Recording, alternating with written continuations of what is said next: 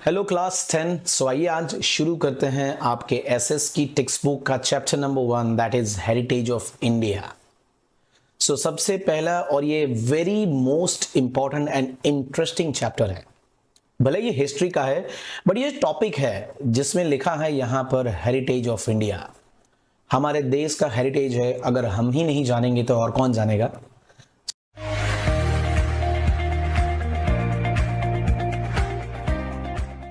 हाय, आई edu class के इस YouTube channel पे आप सभी का स्वागत है।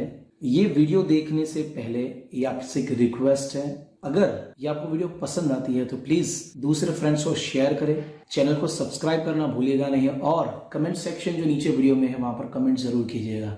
नाउ आप अपनी वीडियो देख सकते हैं।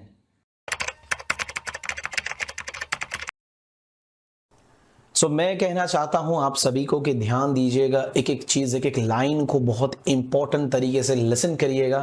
मैं आपको पूरा चैप्टर थोड़ा एनिमेशन के साथ पढ़ाने वाला हूं और एक एक लाइन को अच्छे से समझाने वाला हूं।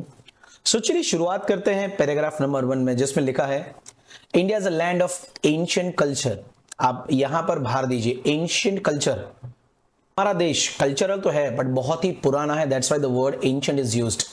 Ancient Indian scriptures, Vishnu Purana, बहुत ही पुरानी स्क्रिप्चर्स हमारे पास है इंडियन। विष्णु पुराण में ये लिखा है, क्या लिखा है?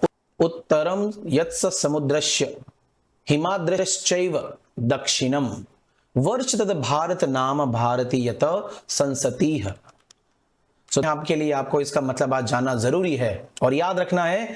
इसका अर्थ ये होता है समुद्र के उत्तर में, नीचे समुद्र है उसके उत्तर में हिमालय है और हिमालय है उसके दक्षिण में, मतलब हिमालय के दक्षिण में और नीचे समुद्र के उत्तर में, इन दोनों के बिटवीन में जो भूमि है, जो जगह है, उसे भारत कहते हैं। क्या कहते हैं? भारत।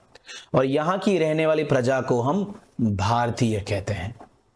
दैट्स वाई तो मैंने कहा ये बहुत ही इंपॉर्टेंट लाइन्स है, आपको ध्यान से सुनना चाहिए इसको। आगे हम बात करेंगे नेक्स्ट पैराग्राफ में यहां से। It means India extends from the Himalaya in north to the Indian Ocean in the south. It is said that new descendants are called Indians. जितने भी लोग इस भूमि में, उस धरती के ऊपर, इस प्लेस पे रहते हैं उसे इंडियंस कहते हैं, भारतीय कहते हैं। In the beginning of any auspicious ceremony, Sanskrit में कहा गया है कि जब भी कोई अच्छी चीज की शुरुआत करी जाती है सेरेमनी की, तो भारतवर्ष, भारत खंड, जाम्बू द्वीप और आर्यवार्ता जैसे वर्ड्स को इस्तेमाल किया जाता है, क्योंकि ये बहुत ही एंशिएंट वर्ड्स है, हमारी बहुत ही पुरानी बुक्स में ये सब लिखा हुआ है। जैसे यहां पर लिखा है our country is gifted with natural boundaries. एक तरफ नदन में हिमालय जो हमारी एक ब्यूटी है, जहां पर हमें जाना बहुत ही पसंद है, जो नॉर्थ इंडिया में है, और सी एक तरफ दरिया है, ईस्ट में, वेस्ट में और साउथ में। ऊपर की तरफ देखो तो हिमालय मिलेगा, नीचे जाओ तो इंडियन ओशन मिलेगा। अगर आप ईस्ट में जाओगे तो आपको क्या मिलेगा? बे ऑफ बंगाल। और अगर वेस्ट में जाओगे तो अरेबियन सी मिलेगा। From all over the world different countries mesmerised by the Indian prosperity. बाकी सब लोग इंडिया की इस खूबसूरती को तारीफ करते हैं और यहाँ पे इसी कारण बहुत सालों पहले लोग ट्रेडिंग करने, मतलब बिजनेस करने आए थे। धीरे धीरे वो लोग यहाँ पर सेटल हो गए और हमारे लोगों के साथ मिंगल हो गए, मतलब रहना शुरुआत कर दी, क्योंकि उनको इंडियन कल्चर पसंद आया।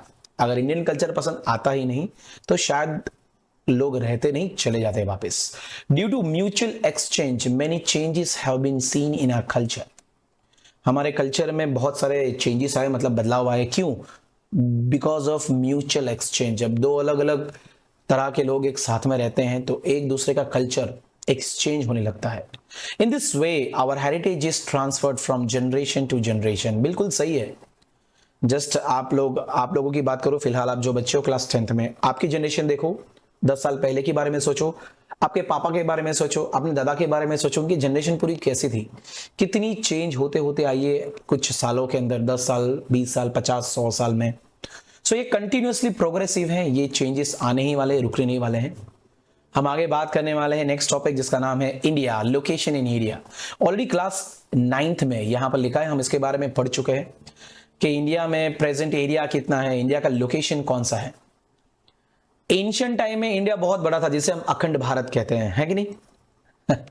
पर आज की तारीख में भी इंडिया 7th रैंक है एरिया वाइज। इंडिया का जो एरिया है 7th रैंक पे है पूरे वर्ल्ड में, और पॉपुलेशन वाइज हम लोग सेकंड है। पर कुछ दिनों पहले कुछ न्यूज आए थे कि हमने चाइना को भी बीट कर दिया है। Now we are in the first, population wise हम लोग पहले नंबर पे आ चुके हैं। नेक्स्ट जो हमारा टॉपिक है ये है reach and varied heritage. Students, आप लोग ये वर्ड्स काफ़ी इस्तेमाल करते हुए, ये जो लाइन है आप डेली आई थिंक सो कहीं ना कहीं बोलते हो, याद करने की कोशिश करो। सो हम लोग आगे बढ़ते हैं, आप तब तक याद रखना। Our motherland has bestowed rich and varied heritage to us. So as to the world, Indian culture have been trade oriented and peace loving.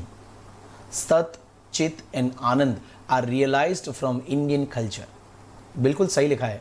हमारी मातृभूमि जिसे हम मदरलैंड कहते हैं, भारत, बेस्टोव्ड, हमको क्या बोलते हैं ना, भगवान की तरफ से बहुत ही रीच एंड वेरिड हेरिटेज पहले से मिला हुआ है, जिसके अगर आप पूरे वर्ल्ड से कंपैरिजन करोगे इसकी, तो पूरी दुनिया में ऐसा हेरिटेज, रीच हेरिटेज कहीं पर भी नहीं है। इंडियन कल्चर फ्लरिश हुआ जब से लोग ट्रेडिंग करने आए। लोग बहुत ही ट्रेड करने आते हैं, यहाँ के मसाले, कपड़े, कलर, इंडिगो वगैरह, हीरे मोती, सोना, काफ़ी सारी चीज़ें। सत, चित एंड आनंद, ये जो 3 वर्ड्स है, संस्कृत का ये टर्म है सत्य चित आनंद। सत्य मतलब सत्य, ट्रूथ। चित्त मतलब कॉन्शियसनेस। अगर तुम्हें अपने माइंड को अवेक करना है, अपने आप को जगाना है, तो इंडिया आइए। एंड अगर आपको लाइफ को जॉय, आनंद से रहना है, जॉयफुली अपनी लाइफ को स्पेंड करना है, तो इंडिया आइए। सो अगर ये तीनों चीज़ चाहिए तो ये आपको इंडियन कल्चर में ही मिल पाएगा और कहीं नहीं। Beside this, Indian culture proposed with the mutual exchange of different culture of other countries which came to India and settled here. आप जानते हैं कि इंडिया में कौन कौन आया? मुगल्स आए, तुर्किश आए, फ्रेंच आए, टर्क्स आए, क्रिश्चियन लोग आए, गोरे जिसे हम कहते हैं, यूरोपियन पीपल, काफ़ी सारे लोग हमारे देश में आए, यहाँ पर रहे, यहाँ से नॉलेज लेकर भी गए और उनका नॉलेज देकर भी गए, और काफ़ी सारे लोग यहाँ पर रह भी गए और काफ़ी सारे लोग चले भी गए। इंडिया एक ऐसा वेरिड लैंड है, लोग वैल्यूज़ को एक्सेप्ट करते हैं, नॉन वायलेंस एंड पीस। जब बाहरी लोग यहाँ पर आए थे तो उनको पता चला कि इंडियन के लोग नॉन वायलेंस से ज़्यादा झगड़ा नहीं करते हैं, शांति से रहना पसंद करते हैं, प्यार से रहना पसंद करते हैं। यही तो हमारा हेरिटेज है। इंडिया को लोग एडमायर करते हैं all over the world.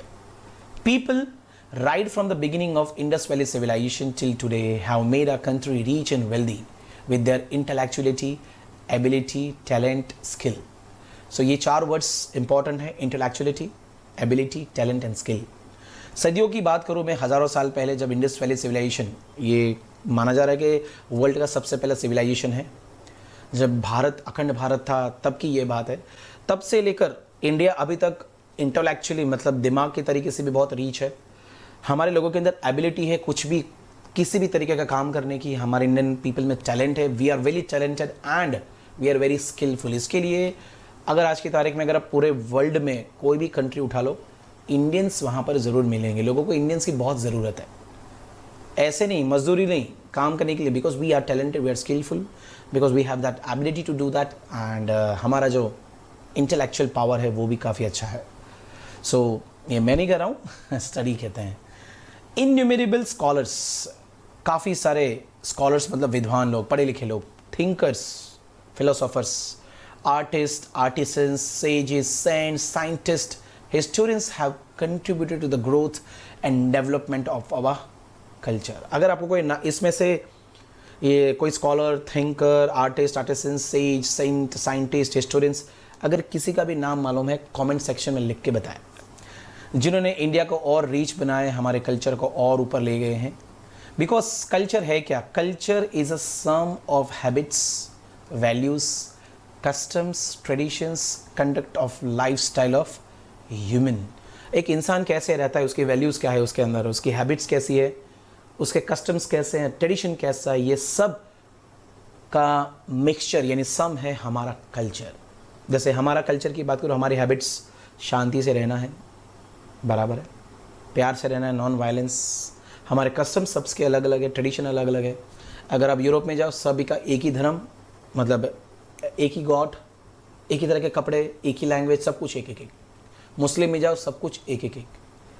Variety है तो इंडिया में। हिंदू है लोग, पर काफ़ी सारे देवी देवता, काफ़ी सारी भाषाएं, काफ़ी सारे कपड़े, खाना पीना, त्यौहार, इसलिए तो बोल रहे हैं इंडिया एक हेरिटेज कंट्री, सिर्फ यहीं पर मिलेगा। अब लाखों करोड़ रुपए खर्च कर लो, बाहर के देश में ये सब मिलने वाला नहीं है, ये सत्य है। कल्चर का मतलब है वे ऑफ लाइफ, आप लाइफ कैसे जीते हो वो आपका वे ऑफ कल्चर है। चलिए एक एग्जांपल देता हूँ। दो आदमी हैं, एक अपने ट्रेडिशन कपड़ों में घूमता फिरता है। चलो एक नाम ले लो मुकेश अंबानी, और एक तरफ ले लो विजय माल्या। विजय माल्या की लाइफस्टाइल देख लो आप, वे ऑफ लाइफ देख लो। एक तरफ मुकेश अंबानी देखो, सिंपल से कपड़े, सिंपल सा खाना, अच्छे से बिजनेस कर रहे हैं, देश को आगे बढ़ा रहे हैं। आज जियो कंपनी आप जो यूज़ कर रहे हो सिम कार्ड, वो किसका है? एक तरफ किंग फिशर देखो, करोड़ों का चूना लगा के देश से भाग गया। मतलब वे ऑफ लाइफ, ये तो जस्ट एग्जाम्पल था। कल्चर का मतलब है वे ऑफ लाइफ, आप लाइफ कैसे जीते हो आपका कल्चर उसके अंदर रिफ्लेक्ट करता है। So it is a made of changes that occur in a public life. Public की लाइफ में चेंजेस देखने को मिले, social rules regulations, different societies सिर्फ इंडिया में मिलेगी बॉस, सीधी बात। It can be said that culture is a total of habits, ये पहले भी आ चुका है। Habit, values, customs, tradition, ideas जो ह्यूमन को लीड कर रहा है। आज नरेंद्र मोदी पूरे वर्ल्ड में इतना फेमस क्यों है, नंबर 1 नेता? क्योंकि वो उनका कल्चर अपने साथ में लेकर चलते हैं। अपने कपड़े, अपने खाना, अपनी भाषा को छोड़ के नहीं जाते बाहर, अपने साथ लेकर जाते हैं। लोग उनको अप्रिशिएट करते हैं। आपको भी वैसा ही करना चाहिए। अगर कहीं पर भी जाओ, एटलीस्ट आप जो हो उसे भूल मत जाना, कल्चर को संभाल के रखना, बिकॉज हम हैं तो हमारा कल्चर है, सीधी बात है।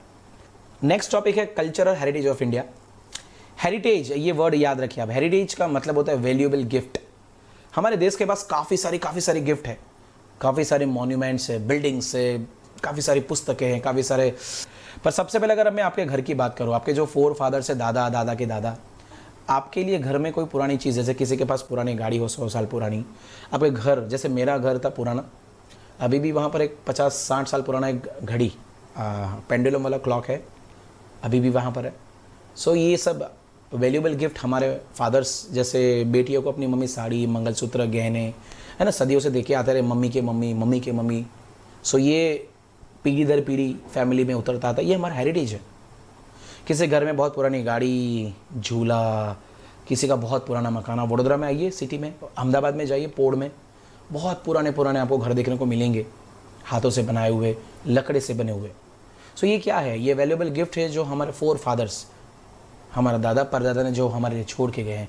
वैसे इंडियन हिस्ट्री के बारे में बात करूँ, थाउजेंड्स ऑफ ईयर्स ओल्ड है। हम लोग, अब मैं आपको पहले लाइन याद दिलाता हूँ, हम लोग स्कूल में जब प्लेज लेते तो बोलते हैं ना, I love my country and I am proud of its reach and varied heritage. आप बोलते हो लेकिन आपको पता नहीं है। उसी लाइन में आपका ये पूरा चैप्टर आ गया।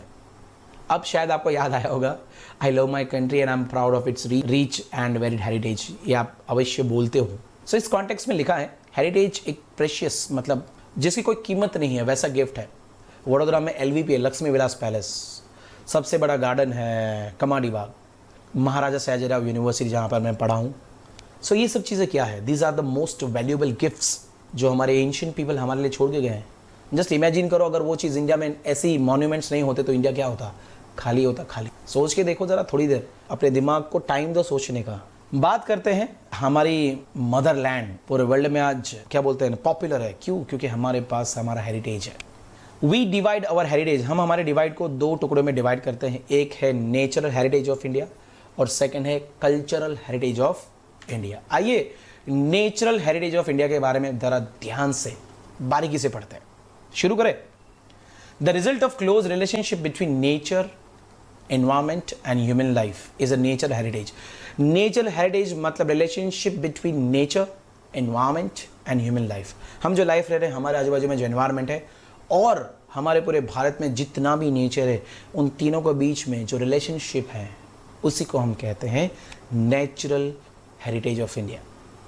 Natural heritage of India is unique, बहुत ही यूनिक है और बहुत ही वेरिड है। वेरिड मतलब वेराइटी है हमारे देश में। मैं सुनाता हूँ आपको कैसे।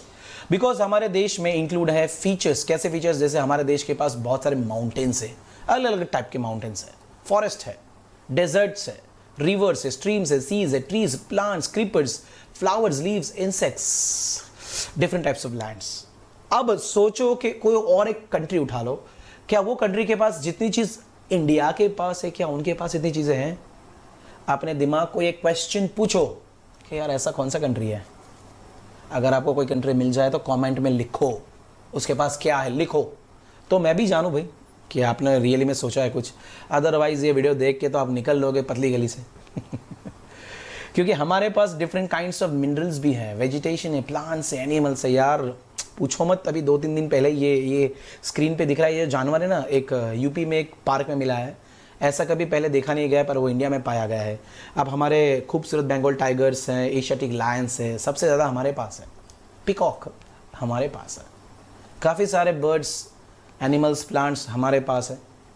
इसीलिए तो आज हमारा आयुर्वेदा पूरे वर्ल्ड में फेमस है। जब कोई भी बीमार ठीक नहीं हो पाता है तो इंडिया ट्रीटमेंट के लिए आता है, आयुर्वेदिक ट्रीटमेंट, शायद ठीक हो जाए, क्योंकि पूरे वर्ल्ड में आयुर्वेदा चलता नहीं है, इंडिया में चलता है। So we are the children of nature, हम नेचर के ही बच्चे हैं, हम वही से पैदा हुए हैं। सो ये हमारी ड्यूटी है कि हम उसे ब्यूटीफुल बना के रखें, है ना। नेचर ने हमें फूड दिया, वाटर दिया, फ्रेश एयर दिया, और हमें हमारी पूरी जितनी भी ज़रूरत है उसको पूरा करने के लिए सारा मटेरियल दिया। तो क्या हमें इस नेचुरल हेरिटेज को बचा के रखना चाहिए कि नहीं? कमेंट सेक्शन में लिखिए। We treat nature with respect. So याद रखना, आज के बाद आप अपने नेचर को रिस्पेक्ट करोगे, फेथफुल रहोगे। मतलब फेथफुल का मतलब क्या, किसी प्लांट को देखा तोड़ दिया, एनिमल को देखा मार डाला, नहीं। पॉजिटिव सोचो कि मैं उसके लिए क्या कर सकता हूँ, कैसे उस पेड़ को बचाऊँ, नए पेड़ उगाऊँ, एनिमल्स को सही जगह पे ठिकाने कैसे लगाऊँ। अगर आपके घर के आजू बाजू कोई आ गया है, सांप है या कोई बाघ है या कुछ भी लेपर्ड है, तो वाइल्ड लाइफ रेस्क्यू टीम को इन्फॉर्म करो। मारना मत, मारने से क्या फ़ायदा है, आपका टेम्पररी प्रॉब्लम सॉल्व होगा। तो पर आपने किसी की हत्या कर दी, वो तो गलत बात है ना, ये हमारे संस्कार नहीं है। The examples of our close relation with nature are stories of. अगर आपको स्टोरीज देखनी है तो इंटरनेट पे पंचतंत्र की स्टोरीज देखो, जटाका टेल्स देखो, फैमिली के साथ देखो, अपने भाइयों बहनों के साथ देखो और कुछ सीखो। बहुत ही इम्पॉर्टेंट बुद्धिस्ट रिलीजन, मुझे ये बुद्धिस्ट रिलीजन बहुत ही पसंद है। उनकी जो सोच विचार है, भगवान गौतम बुद्ध इधर टच करते। मेरे घर में उनकी छोटी सी फेस कट वाली एक मूर्ति है जो मैंने अपने क्या बोलते टीवी यूनिट में रखी हुई है, मुझे बहुत पसंद है। उसको देख के मन शांत हो जाता है। सो सीखना चाहिए आपको भी इन सभी चीज़ों से। मैं तो कह रहा हूँ टाइम मिले ना तो ये स्टोरीज देखा करो। उसके अलावा अगर बात करूँ हमारे क्लासिकल एंड फोक म्यूज़िक, हमारे कुछ रागाज है, सो ये सब किसके ऊपर बेस्ड है, पीरियड ऑफ डे। जैसे एकादशी के दिन, अमावस के दिन कुछ बजाना या डांस करना, पूर्णिमा के दिन, है ना।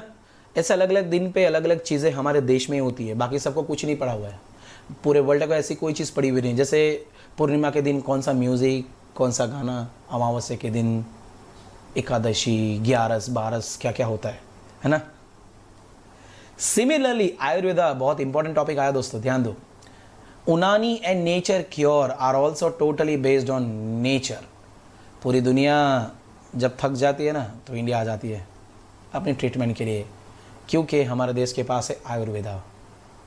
अब आए हमारी धरती, हमारी भारत माता, माता कहेंगे या मदरलैंड कहें या जो भी कहें, इस ब्यूटीफुल लैंड के ऊपर आपको क्या क्या मिलेगा, डिफरेंट शेप्स ऑफ लैंड मिलेंगे। फॉर एग्जांपल हिमालय, एक टॉपिक ले लो हिमालय।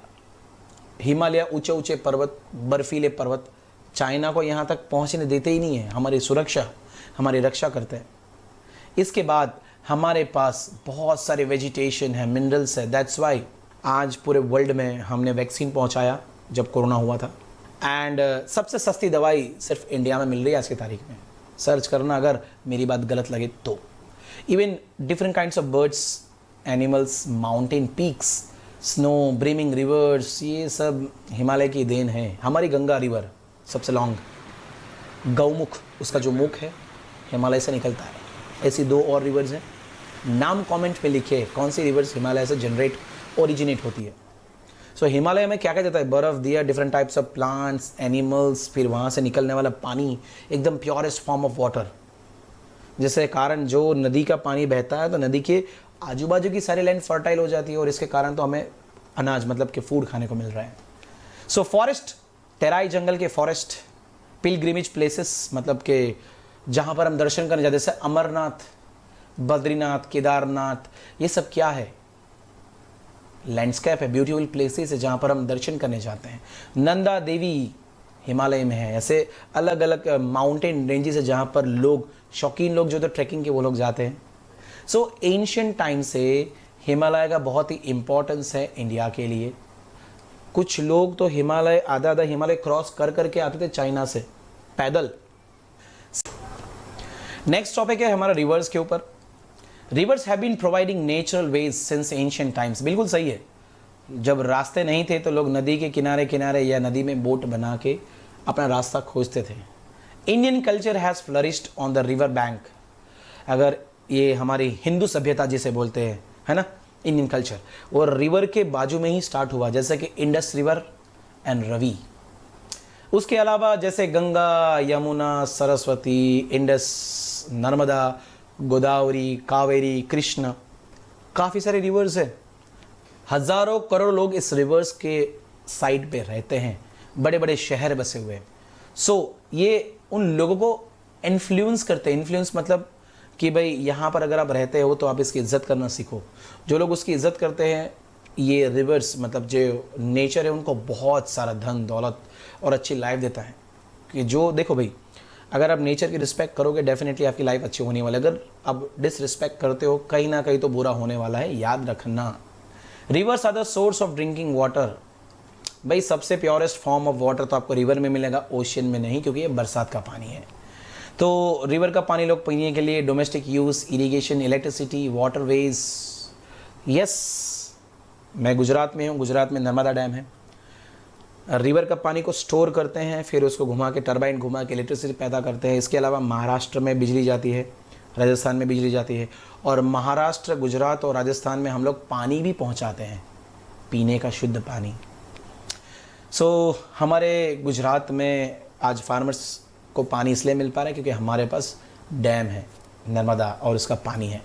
सो इसीलिए हमें रिवर्स का इंपॉर्टेंस समझना चाहिए और रिवर्स को सूखने देना नहीं चाहिए। रिवर जहाँ पर बहती है वहाँ पर कुछ बना के उसको रोकना नहीं चाहिए, उसको बहने देना चाहिए। Beside this, man was dependent on river. पहले क्या था, आदमी रिवर के ऊपर ही डिपेंड था। रिवर है तो वो खेती कर पाएगा, वो रह पाएगा। फिर धीरे धीरे इंडस्ट्रीज आई, अगर फैक्ट्रीज लगानी है तो भी रिवर, क्योंकि पानी चाहिए ना आपके मशीनरीज को ठंडा करने के लिए, पानी चाहिए। फिर धीरे धीरे क्या हुआ, जब क्ले यूटेंसिल्स के फैक्ट्रीज लगे, प्लास्टरिंग के, बिल्डिंग ऑफ हाउसेस के लिए, तो पानी तो ज़रूरी है। तो ये सब इंडस्ट्री जैसे सीमेंट, ईट है या काफ़ी सारी चीज़ें जो बनती है, वो रिवर या कोई इसकी वाटर रिजर्व के नज़दीक क्यों रहते हैं, क्योंकि उनको पानी जल्दी से मिल जाए, आसानी से मिल जाए।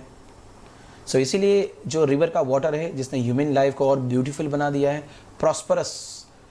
अब मैं आपको एक क्वेश्चन पूछ रहा हूँ, जस्ट इमेजिन करो कि रिवर्स नहीं है आपके घर के आजू बाजू। मेरे घर के पीछे तो रिवर थी, मैं बहुत ज़्यादा था, मैंने बहुत ही अपना बचपन मस्ती में बिताया हुआ है, नहाते हुए, खेलते हुए। औरसंग रिवर जो मेरे घर के पीछे, मेरे घर से कुछ 5-10 मिनट दूर है। हमारे इंडिया के जो लैंडस्केप है, सीनरीज है ना, ये सब फैसिनेट करते हैं पूरे वर्ल्ड को। अगर आप रिवर के आजू बाजू जाओ, उसकी जो जगह होती है आपको खुश कर देगी। आपको मन करेगा कि एक दिन मैं इस रिवर किनारे अपना घर बनाऊँ, यहाँ पर रहूँ और नेचर को एंजॉय करूँ। तो ये सब पॉसिबल है जस्ट बिकॉज ऑफ रिवर्स। कुछ सोर्स ऑफ इंस्पिरेशन भी मिलता है आपको। इंग्लिश में एक चैप्टर आएगा,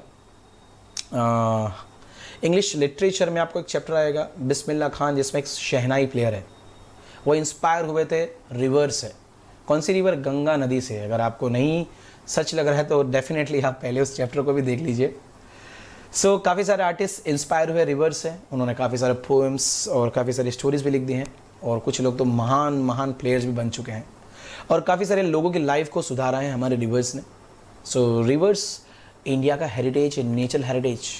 अब है थर्ड वन, नेचर हेरिटेज हमारा वेजिटेशन। हमारे इंडियन पीपल एनवायरनमेंट को बहुत ही लव करते हैं। कब से? एंशिएंट टाइम से। हमारा प्रूफ है हमारे पास, हम बहुत लव है, अफेक्शन है towards flowers, shrubs and plants. क्योंकि सिर्फ इंडिया की जो लेडीज़ है वो अपने बालों में फूल लगाती है। जस्ट ऑब्जर्व करो आप, बाहर के लोग इतना फ्लावर्स इस्तेमाल नहीं करते अपने बॉडी के ऊपर, अपने मंदिरों में। अपने तो मंदिर देखो फूलों से सजा हुआ, शादियाँ देखो फूलों की रंगोली, पूरा फूलों का decoration, because we love vegetation. Indians love vegetation. Even India में जो ह्यूमन्स है, एनिमल्स है, बर्ड्स है, सभी को हम लोग प्यार करते हैं। ये जितनी भी चीज़ें हैं, चाहे ह्यूमन है, एनिमल्स है, बर्ड्स है, ये डिपेंडेंट है किसके ऊपर? वेजिटेशन के ऊपर।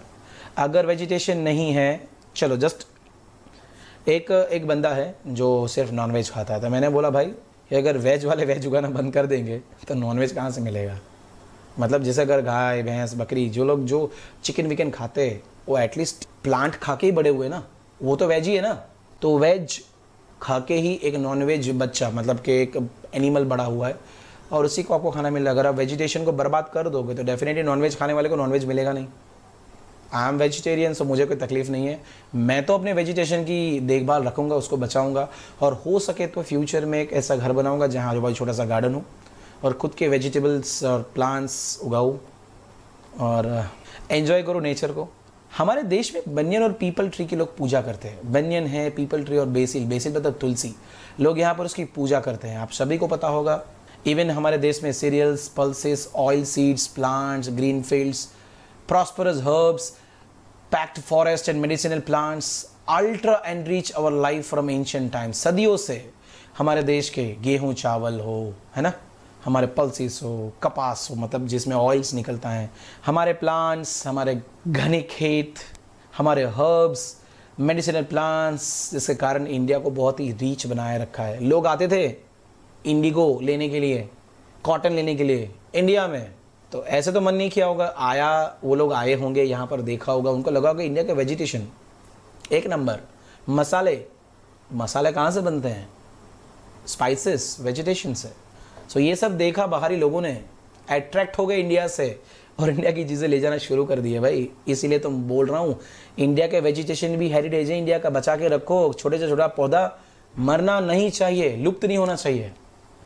इवन हमारे हवाबन हरडे, आंवला, भेंडा, एलोवेरा, अडूसी, नीम, इसका उपयोग जैसे बोलते हैं ना, नीम के पत्ते का जूस पीना चाहिए ताकि बुखार नहीं आए। अडूसी जिसे बोलते हैं, जिसका अगर आप पानी में डाल के पियोगे तो सर्दी खांसी दूर हो जाएगी। एलोवेरा अपने फेस पे लगा सकते हैं, या आंवला, हबाबन हरडे। भाई मैं सारी चीज़ें खाता हूँ लेकिन 110% मुझे इसके बहुत सारे इस्तेमाल नहीं मालूम है। सर्च करो, पूछो किसी को घर में। इसके अलावा कुछ फ्लावर्स हैं हमारे पास, रोज़, लोटस, मोगरा, डमरो, स्वीट बेसिल, सनफ्लावर, चंपा, जूई, जैस्मिन, ये सब काफ़ी इंपॉर्टेंट फ्लावर्स इंडिया के। इसमें से काफ़ी सारे फ्लावर्स आपको बाहरी देश में मिलेंगे ही नहीं।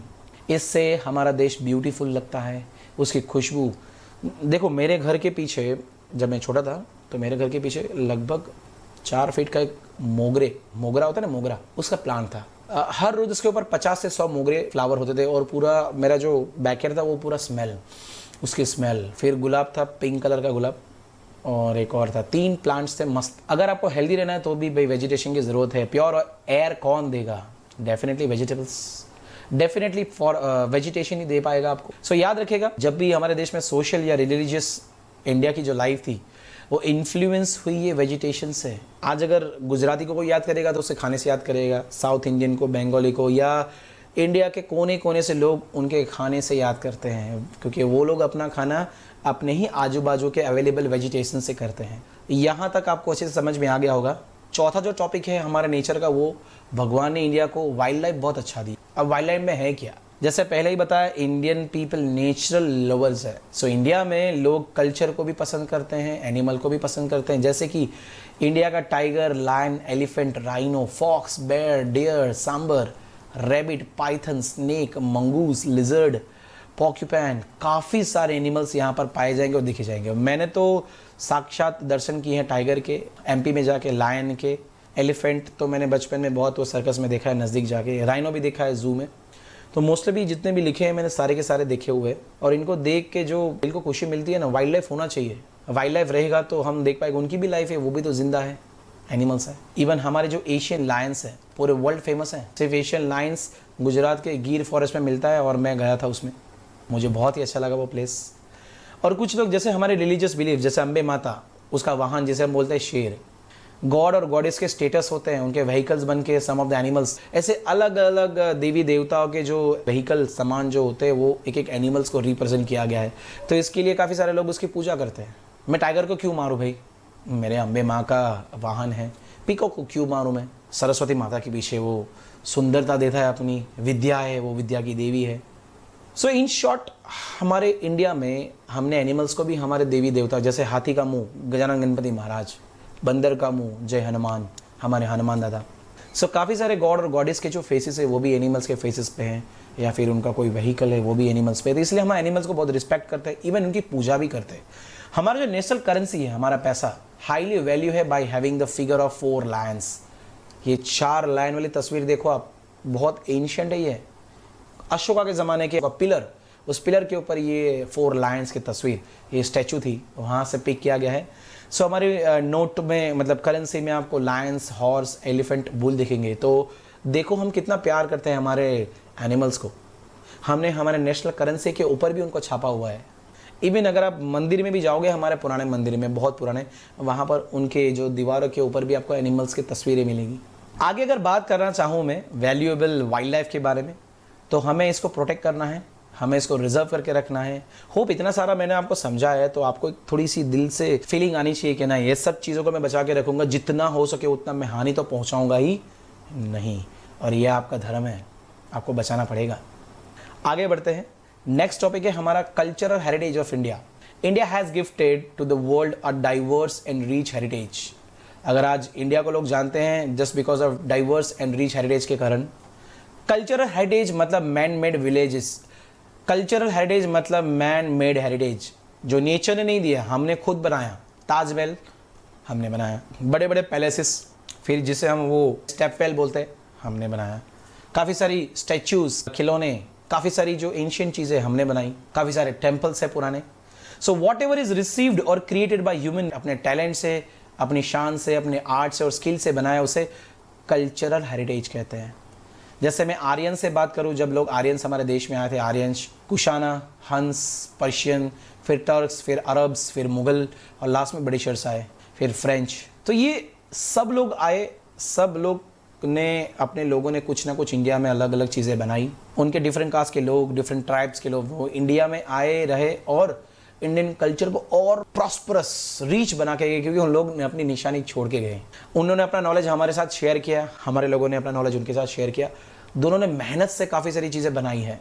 द पीपल, जैसे मैं वडोदरा की बात करूँ, Lakshmi Vilas palace, Lakshmi Vilas palace Indian arts भी हैं अंदर। अगर आप उसका स्ट्रक्चर देखोगे तो आपको मुस्लिम, इंडियन एंड क्रिश्चियन तीनों की जो आइडियोलॉजी है, उनका जो बिल्डिंग स्ट्रक्चर है, उसकी थोड़ी थोड़ी झलक दिखाई देगी। अगर आपको नहीं लगता है तो थोड़ा सर्च कीजिए। The people of India from pre historic period have contributed to the people of the world the art of architecture. हमारे लोगों ने पूरी दुनिया को आर्किटेक्चर सिखाया, मूर्तियाँ बनाना सिखाया। कब से? 5000 साल पहले से। 5000 साल पहले लोग अपने हाथों से ठोक ठोक के मूर्तियाँ क्रिएट, आप देखिए राइट साइड पे, ये मोहनजोदड़ो में मिली थी, हाथों से कार्विंग की गई है। ये अब ताजमहल के बारे में सोचिए ना, कोई जेसीबी नहीं था, कुछ नहीं था, कितने हाथों से बनाया। कुतुब मीनार देख लीजिए, लाल किला देख लीजिए, जस्ट इमेजिन करो यार कैसे बनाया होगा इन लोगों ने, कितनी मेहनत लगी होगी। The remaining of Indus valley civilization, जो भी चीज़ हमारे हिस्टोरियन को मिली है वो एविडेंस है उस ज़माने का, कि उस ज़माने में क्या क्या उन लोगों ने बनाया। जैसे उनकी देवी और देवताओं की जो फिगर्स है, अगर हम उनको देखो, अगर figures of human beings, figures of animals, figures of some toys देखोगे तो पता चलेगा उस ज़माने में क्या क्या हुआ करता था। तो वो सब इंसानों ने अपने हाथों से बनाया था, ज़मीन में अपने आप फूट के बाहर नहीं आया। इसलिए उसे क्या कहते हैं ना, कल्चरल हेरिटेज ऑफ इंडिया, जो मैन मेड हेरिटेज है। आप यहाँ पे ये मूर्ति दिख रहे हैं जिसमें वो बियर्डेड मैन एंड स्टैचू, ये बियर्डेड मैन दिख रहे हैं, ये भी उस ज़माने की है। फिर एक स्टैचू है डांसर की। हमको सेल्फ एस्टीम, मतलब हमें एक प्राउड होना चाहिए हमारे देश के ऊपर, हमारे कल्चर के ऊपर, कि ये सिर्फ हमारे पास है। आपको तो बाकी सारे कंट्री के बारे में पता ही नहीं होगा, तो जस्ट सर्च करो उनके पास क्या है। मुगल्स एंड ये जितने भी लोग हमारे देश में आए, ब्रिटिशर्स, ये लोग काफ़ी सारी वैल्यूएबल चीज़ें तो यहाँ से उठा उठा कर अपने पास लेकर चले गए। इसलिए इंडिया सोने की चिड़िया थी और सोने की नहीं रही थी। पर अब हम तेज़ गति से आगे बढ़ रहे हैं और हमें हमारे हेरिटेज को बचा के और आगे जाना है। नेक्स्ट पैराग्राफ में ये भी लिखा है, When we look at the figure of bullock or lion on inverted lotus of Mauryan era, Mauryan era में लायन की तस्वीर और बुलॉक की तस्वीर देखोगे, गौतम बुद्धा की जो स्टैचू है, जो मेडिटेशन में बैठे हुए, या तो फिर जितने भी जैन तीर्थंकर थे उनकी कलखंड की स्टैचूज देखो, या तो फिर इलोरा, अजंता इलोरा की गुफाएं देखो जो राष्ट्रकूटा डायनेस्टी में बनाई गई थी। वो सब क्या है? मैन मेड है। अगर इन हेरिटेज साइट को देखोगे तो आपको फील होगा, क्या होगा? प्राउड, ग्लैड, रिस्पेक्ट होगा हमारे कल्चर के, यस, कि यस अगर ये सब चीज़ें हमारे पास है तो मुझे तो प्राउड करना ही चाहिए। ना गोरों के पास है, ना इस्लाम के पास है, ना यहूदियों के पास, इंडिया के पास है, because we have beautiful heritage and rich and varied heritage. अब मतलब समझ में आ रहा होगा आपको रीच एंड वेरिड हेरिटेज का मतलब। आगे का जो पैराग्राफ है जिसमें लिखा है our cultural heritage accommodates palaces, हमारे बहुत पुराने पैलेस, हमारे पुराने buildings, sculptures, stupas, viharas, chaityas, temples, mosques, tombs, forts and gates. ये सारी की सारी चीज़ें हमारे लोगों ने अपने हाथों से बनाई थी। ये सब क्या है? मैन मेड हेरिटेज, हमारा कल्चर हेरिटेज। इवन जितने भी हिस्टोरिकल प्लेसेस है जो हमारे फ्रीडम मूवमेंट में, जैसे कि साबरमती आश्रम, डांडी, बारडोली, वर्धा, शांति निकेतन कलकत्ता में, दिल्ली, ये सब क्या है? ये हमारे हेरिटेज हैं, हमें इसको संभाल के रखना है। बहुत पुरानी यादें जुड़ी हुई इन सभी चीज़ों के साथ। सो ये भी हमारा part of cultural heritage of India है। इसके अलावा हमारी लैंग्वेज, हमारे different types of main 22 languages है हमारे इंडिया में, और बाकी तो हज़ारों की संख्या में है। हमारे यहाँ की स्क्रिप्ट ज़ीरो की डिस्कवरी जिसने की, हमारा यहाँ का पुराना मैथमेटिक्स, हमारे यहाँ के कैलेंडर्स, हमारी एस्ट्रोनॉमी, हमारे आयरन्स, हमारे लिटरेचर, रिलीजियन, युद्धशास्त्र, chariot, political science, geology, botany, वास्तुशास्त्र, religion, public, judiciary, legislation, environment protection, ये सब इंपॉर्टेंट डिस्कवरी है। ये सब इंडिया ने डिस्कवर किया। क्या क्या? अलग अलग भाषाएं, अलग अलग बोली, ज़ीरो का डिस्कवरी, मैथमेटिक्स की डिस्कवरी, नंबर्स, हमारे calendars, astronomy, iron, literature, religion, chariot, युद्धशास्त्र, पॉलिटिकल साइंस, जियोलॉजी, बॉटनी वगैरह वगैरह, ये सब इंडिया की देन है पूरे वर्ल्ड को। अगर आपको सच ना लगे तो आप कर सकते हैं, मैं कहाँ ना बोल रहा हूँ। तो one of the most and beautiful example. रुकिए, यहाँ पर ब्रेक लेना पड़ेगा। लेक्चर थोड़ा लंबा जा रहा है, तो आई जस्ट थिंक कि यहाँ पर आज का लेक्चर स्टॉप कर दिया जाए, और इसी के साथ यहीं से ये जो टॉपिक है यहाँ से नेक्स्ट लेक्चर में इसकी बात करेंगे। आप लोगों को जो भी समझाया होगा वो आपको समझ में आया होगा। मेरे ख्याल से आपको परेशानी नहीं हुई होगी। सो आई विश कि आप लोगों ने यहाँ से जो नॉलेज लिया वो आपको काम आएगा। और मेरा एक छोटा सा काम है कि आपके जितने भी क्लास 10 के फ्रेंड्स हैं सबको शेयर कर दो। बोलो कि एटलीस्ट एक बार देखो, और किसी और को बोलो कि भाई देखे, हमारे इंडिया के हेरिटेज के बारे में जाने। और ऐसी ही वीडियोस देखने के लिए मेरी चैनल आई एजू क्लास को सब्सक्राइब करें। इवन मेरे खुद की चैनल है हार्दिक पंचोली के नाम से। मेरा इंस्टा, फेसबुक हैंडल्स को जाके सब्सक्राइब कीजिए, फॉलो कीजिए, और ऐसे ही आपका प्यार देते रहिए, तो मैं अच्छी अच्छी वीडियोस आपके लिए बनाता रहूँगा। मिलते हैं नेक्स्ट वीडियो में। टिल देन, जय हिंद, जय भारत।